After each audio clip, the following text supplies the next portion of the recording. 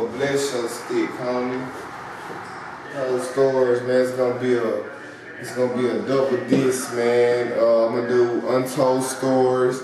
That's gonna be one, man. Just let me know how I feel about my city, H-Time, of course. And then, I'm gonna do another. This too gonna be called My Story, which is just gonna tell you about everything about me, but it's gonna be a combination of just untold stories that I get. I ain't one of them cats that go to the studio and freestyle. I write journals, you know what I'm saying? I'm one of them cats, man, that write diaries and journals, but my journals be my pad, you know what I'm saying? So I'm gonna give y'all 20 to 22 songs, man, of a double disc, man, and I'm gonna be through for a minute, man, unless y'all fit. For the simple fact, man, that I did a show, man, I wanna say September, what was it, Chuck? I did a show September 28th. And I already had about 12 songs almost done. They just wasn't mixed and mastered properly. But I did that show. I did 3 songs off the show. I did H-Time, I did Tremendous, and I did another song, man, that was already videos too, produced by Rockamore and Tito.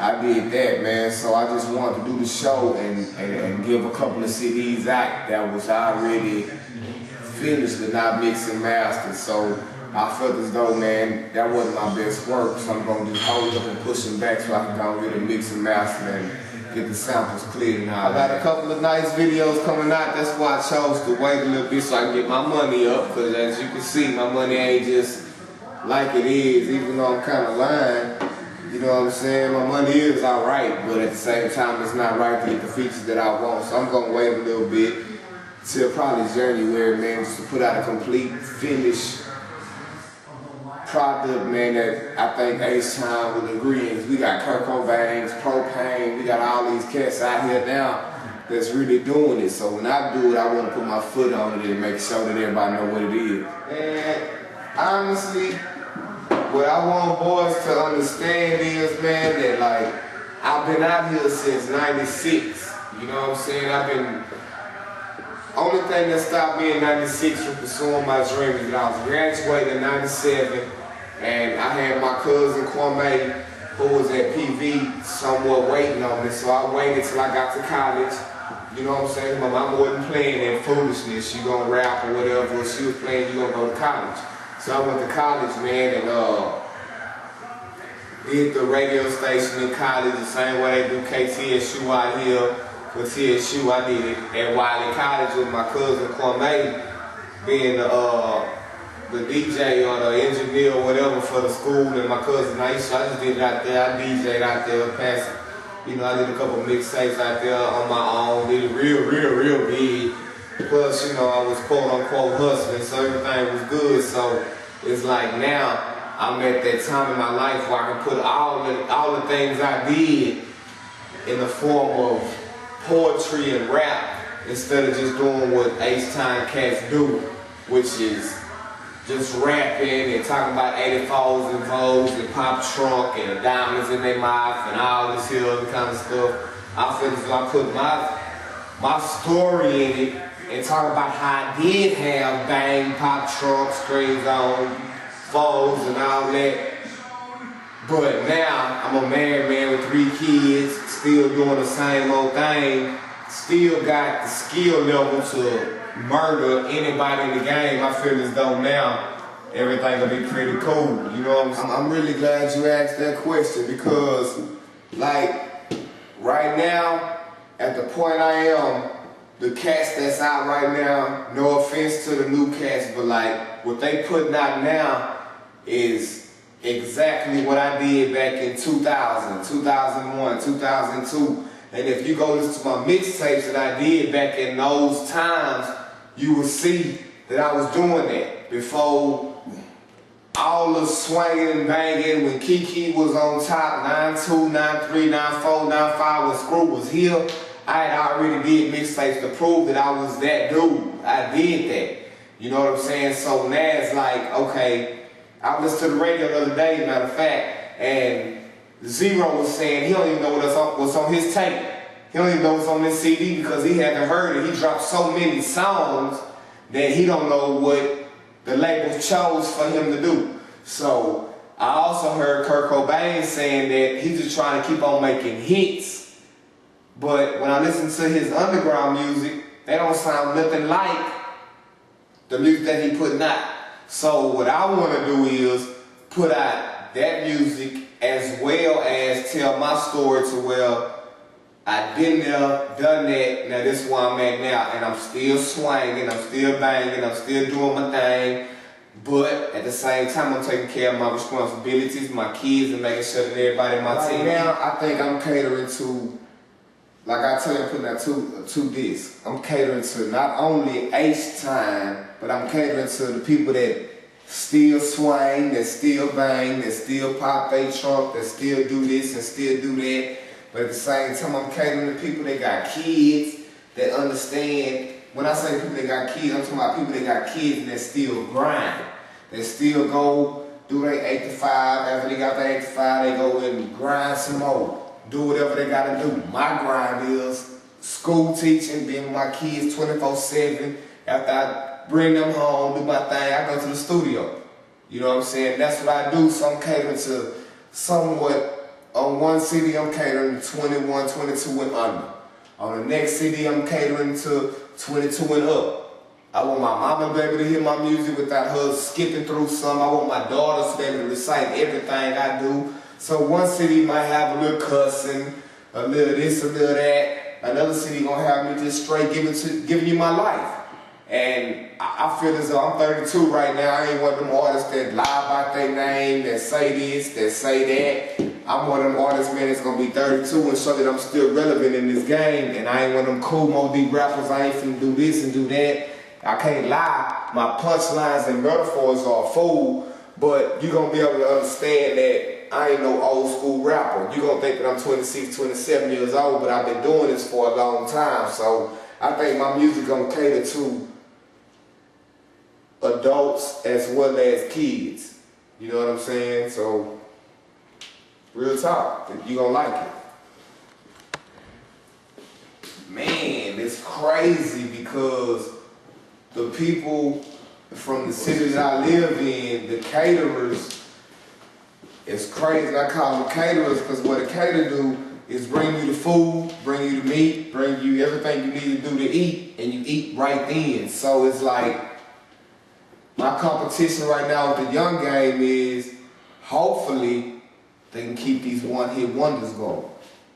Hopefully they can keep the auto-tunes, they can keep the song for the women, they can keep the song for all that going. So it's like I'm competing with the younger generation of Houston, but at the same time, I'm competing with myself to make sure that not only am I better than them, but I'm showing that real hip-hop still exists without making one hit, one single, one this, one that. Once you jam my whole album, you can pick at least 6 or 7 songs that's gonna be a hit. I got 8 times my baby. That's gonna be something that you can play for a lifetime, especially if you're from Houston.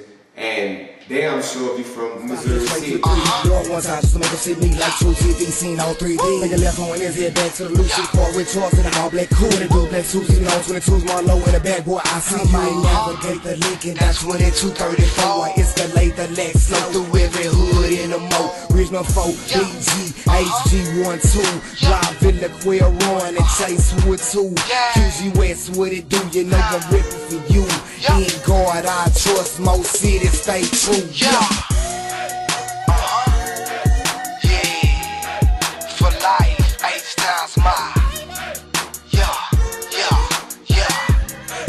For life. Be played for a long time, so it's like I'm not even worried about the competition. I'm worried about the longevity, not doing no one-hit wonders. That's why I passed up on one deal, because I'm not gonna just make you one song and hope that you feel the next song I gonna do in the lab. I'm gonna give you a song that represents everything else I'm finna do, so there gonna be no one-hit wonder type thing.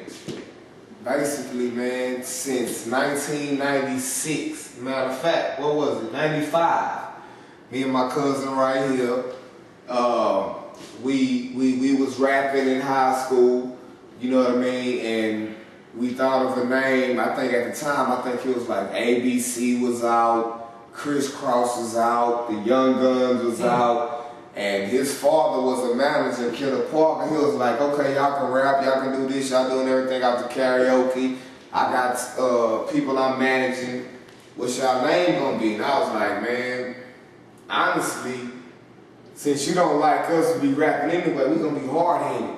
So we took that name in high school, and then when we got to college, it was like, we hard-headed. You know what I'm saying? It ain't hard-headed to life, it's just hard-headed to society. Like, we not gonna be what y'all want to be, because first of all, we in school.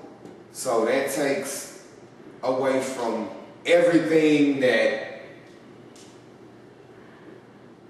statistics and research show that we hard-headed to the norm. We hard-headed to that. So we, like I said, we was doing mixtapes in high school and college and all of that. Nobody wanted to mess with us. So when I got out of college, I joined Her Song, which is my cousin's label, and when I joined his label, I signed as an artist, and he was like, since you my cousin, I'm gonna show you the game. You gonna be an artist on my label, but go get your own label too. So I called his brother, Kenyatta Parker. He took me downtown, got me my DBA. I signed, got Hard Hit Records Incorporated.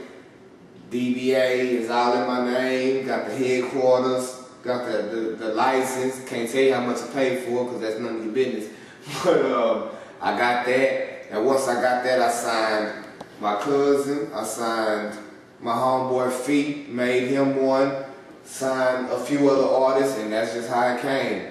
And when I signed them, it was like it's understood, let's go and start flooding the block and putting it out. And then we realized that we needed a manager, so it's like, let's keep it in the family. Why get a manager when we already know somebody that's in the game that's doing their thing? So what I did, I hollered at my homeboy, Charles Lewis, Chuck. He already had his thing going.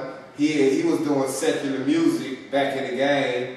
So it's like we was following his footsteps back when Street Military was the clique, back when Bam, what was that? Killer Clan, that was Faculty, all them, and my manager was the Dark Sons doing his thing. I was like, Chuck, holla at us. So he became our manager, Most Serious Entertainment, got it tatted on my body, as usual. So he became our manager, man. That's how Hard Heads came, man. We've been going ever since. 5 mixtapes, 2 CDs came out. That's how we did it. Like Wayne say, man, no ceilings. It's like, I don't really know how to explain it because, like, I turned down 20,000, so you just think about what's coming next. You know what I'm saying? People hollering at me from doing Bullcorn shows, so you think what's coming next. But I tell you this, the album that I drop next, that might be the last one you hear from me on that note, unless the fans want more. But after that, man, it's gonna be probably spoken word. You know what I mean? Probably just gospel. How you feel about that? It really don't matter, man, because like I said, my kids getting older. I got another one that was just born, and it's time out for them listening to all this booty shaking, all this foolishness. And if I want to play my music in the car for my daughters to recite and listen to, they gotta hear what they want to hear. So it's like the future, man. Hopefully the future brings me finances, riches, wealth, success, and my kids be happy, man. And hopefully I can be the person to feed my whole team. All right. Her Song, Most Serious Entertainment, Capital City was good. LMG, that's just what you do. Your dreams. But matter of fact, take that off. Don't even follow your dreams.